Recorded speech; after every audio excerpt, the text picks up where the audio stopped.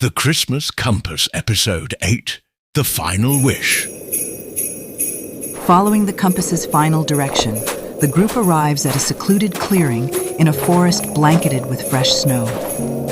It's Christmas Eve, and the air is crisp and silent, with a feeling of anticipation and wonder. The compass had led them here.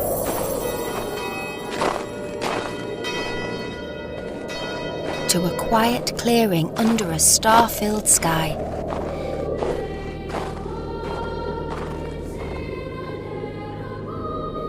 It felt like the world had fallen still, as if it were waiting to witness something magical. Emma held the compass tightly, the glow in her hand almost alive, urging her forward. And here, at last, she understood. This was the heart of the journey. So, this is it? I have to admit, for a magical compass finale, I expected, I don't know, maybe fireworks? Or at least some kind of holiday fanfare? Sometimes the quiet moments are the ones that matter most. They gathered in the clearing, each of them carrying their own hopes, doubts, and unspoken wishes. Emma looked at each of her friends. Lily with her open heart, Nate with his reluctant but growing curiosity, Claire forever searching for meaning, and Max steady and calm, like a light guiding her back home. This place, it feels like it's been waiting for us. Like we're supposed to be here together right now. In holiday folklore, it's said that Christmas Eve is the night when wishes made with a true heart can be heard and granted. So, we just make a wish and it's granted? Is that it? Sounds a little too easy. Honestly, at this point, if it involves a warm drink and a less complicated existential crisis, I'm in. The group stands in a circle, each looking down at the compass, which glows brighter, as if urging them to voice their deepest wishes. One by one, they each closed their eyes, letting their thoughts drift. Lily wished for something simple yet deep, to always be surrounded by those she loved. Nate wished silently to find a sense of purpose beyond his skepticism. Claire wished for the courage to believe in the magic she'd studied her whole life. And then, it was Emma's turn. She took a deep breath, feeling the weight of her aunt's memory, the warmth of her friends, and the quiet magic of the night. I wish to find what I've been missing, to know why Aunt Lou left this for me, and to find my way back to what really matters.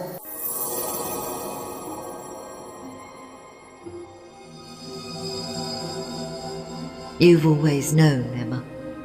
The compass wasn't meant to show you something new. Who's there? It was meant to remind you of what's always been within you. What do you mean? Think of the moments you shared with her. The laughter by the fire. The stories she told. The way she held your hand when the world felt too big. Lou didn't leave this compass to give you answers. She gave it to guide you back to the magic you've carried all along. But I thought I'd lost him. I thought... Love, like hers, doesn't fade, Emma. It weaves through every memory, every smile, every choice you've made since. Even in your doubt, it's been there. She's been there. So, this wasn't about finding her or the answers I thought I needed. It was about remembering. Yes. The love she gave you, the magic she believed in, is still here. You've never truly been without it. Take it with you, Emma. Not as a memory of what was, but as a guide to all the wonders yet to come. I see it now. I feel it.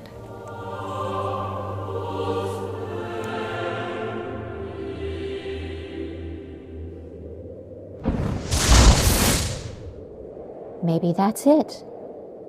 Maybe I just needed a reminder. A reminder that there's still magic out there, even if it's not the kind you can see. I think we found what we were looking for. Maybe not in the way we expected, but somehow it feels right. I hate to admit it, but I kind of get it now. Maybe all this holiday magic isn't so far-fetched after all. Wow, a Nate-approved holiday miracle? I guess now I've really seen everything. They walked back through the snow, leaving the clearing and the compass's quiet magic behind. But in their hearts, they carried something brighter, a memory, a reminder, and a little piece of holiday magic they'd always hold close.